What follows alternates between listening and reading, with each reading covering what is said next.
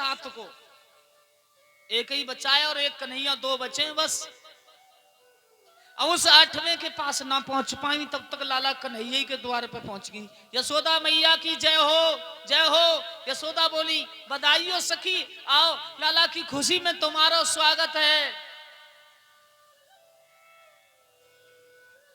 इतना सुंदर लाला जन्म कर दियो, लेकिन खबर ना भेजी। यशोदा बोली, कोई बात नहीं। और भगवान कन्हैया 3 दिन की उम्र में पालना में समझ गए, देवी तुम मरवे चली आई। भगवान ने भाव समझ लिया, पालना के पास खड़ा होकर झोटा देने लगी। भगवान मुस्कुराने लगे।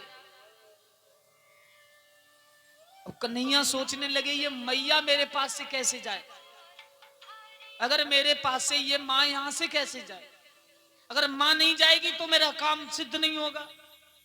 योग माया को इशारा किया भगवान ने, और बस योग माया ने जितनी मैया की खरक में गैया बछियां थी, सबकी रस्सियां खोली, सब गैया बछियां आंगन में घूम रही। एक सखी बोली, यशोदा मैया, अरे यशोदा मैया, आज देख तेरी श्यामा गैया भी खुल गई। यशोदा बोली, पूतना से बहना, मेरे लाला कन्हैया को देखे रही हो और रोए ना, तो थोड़ा पालना में झोटा लगाए दियो, मैं अपनी गाय बांध आती हूँ। यशोदा तो निकली घर से और पूतना ने भगवान को गोदी में ले लिया। पर ध्यान रखना, मेरे गोविंद ने अपने दोनों नेत्रों को बंद कर लिया।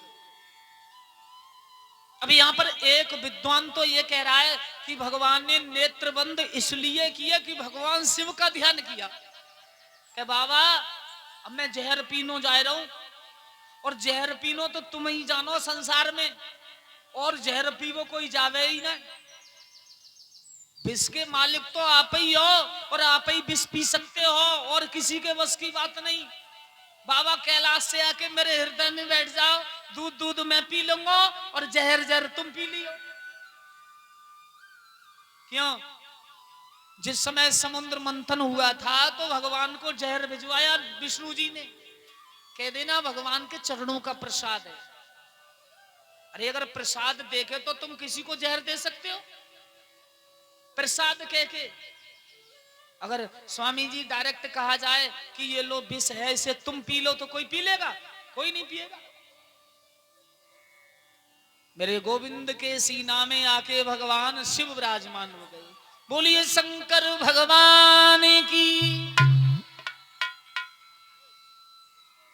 और जैसे भगवान शिव विराजमान हुए, पूतना को स्तनपान के लिए भगवान कन्हैया को लिया गोदी में, और भगवान ने दोनों हाथों से पूतना के स्तनों को पकड़ा।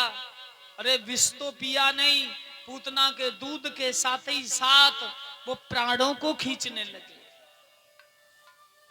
पूतना बोली, लाला मैं कंस की कसम खा रही हूं, आज छोड़ दे, आज के बाद कभी नहीं आऊंगी।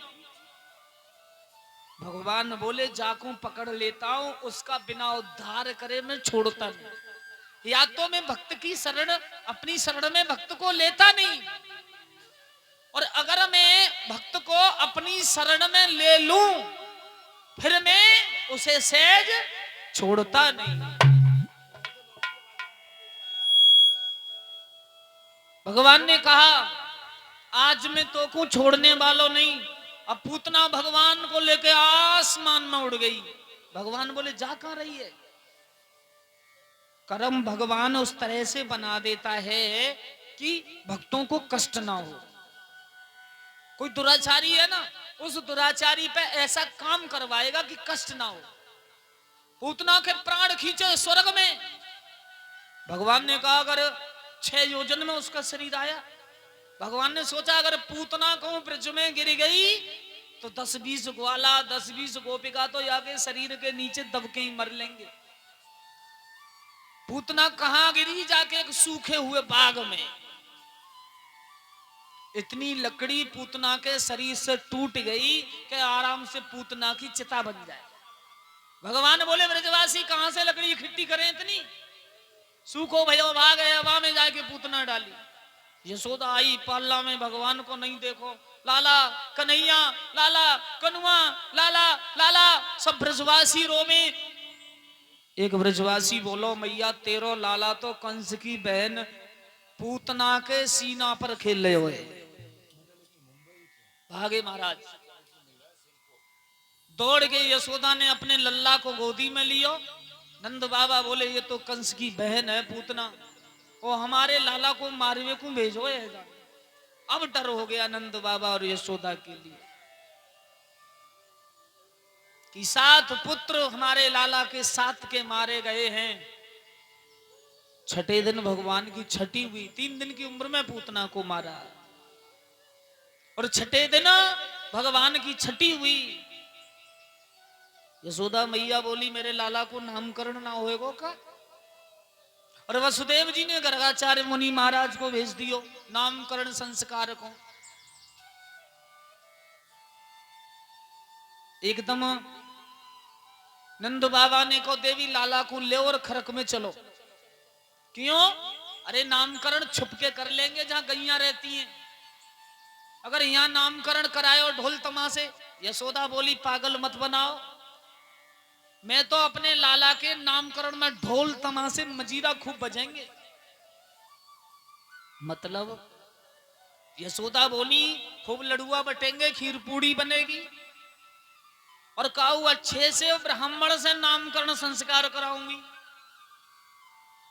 नंद बाबा बोले, क्षमा करो देवी, अगर कंस को ये पतो चलना गयो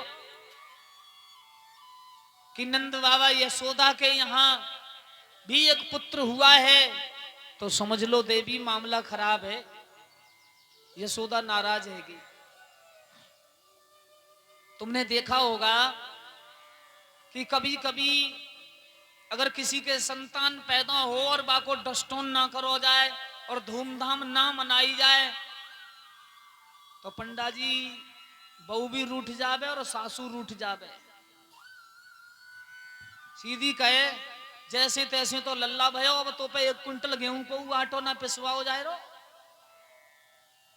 तो यशोदा बोली, जैसे तैसे तो बुढ़ापे में लल्ला भयो, ना कोई विशाल भंडारो है और ना कोई काम है, बिना मतलब में मैं छुप के नामकरण में नहीं कराऊंगी, मैं तो ढोल तमाशे और खूब भंडारो खूब करूंगी बड़ो। नंद बाबा बोले, देवी दया कर ले, थोड़ी सी दया कर ले, कंस को अगर पतो चल गयो तो भंडारो है ही जावेगो, वो राजा है हमारो। यशोदा बोली, तो कोई अच्छा सा विद्वान लेके आओ। अब गर्गाचार्य से ज्यादा और अच्छा कौन होगा? नंद बाबा बोले, बिना परीक्षा के नामकरण नहीं कराऊंगी। गर्गाचार्य मुनि ने कहा, भैया नंद बाबा जी, जल्दी से नंद उपनंद से कहा अपने दोनों बच्चों को लेके आओ और मैं नामकरण कर देता हूं। और वसुदेव की बड़ी पत्नी रोहिणी भी वहीं रह रही महाराज, नामकरण उनको भी ना भयो बड़े पुत्र को।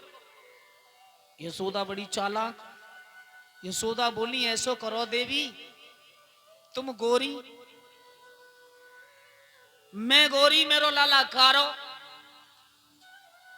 और तुम कारी, तुम्हारो लाला गोरो। ऐसो करो, तुम कारी हो तो मेरे कारे लाला को ले लो, और मैं गोरी हूं तो तुम्हारा लाला गोरो, मैं तुम्हारे लाला को ले लेती हूँ गोदी में। अगर जहां महात्मा ने ये बताई दी ना कि किसको लाला किस पे है, तो नामकरण संस्कार कराऊंगी, और ना बताई तो मैं ना कराती। अब कृष्ण को ले लियो।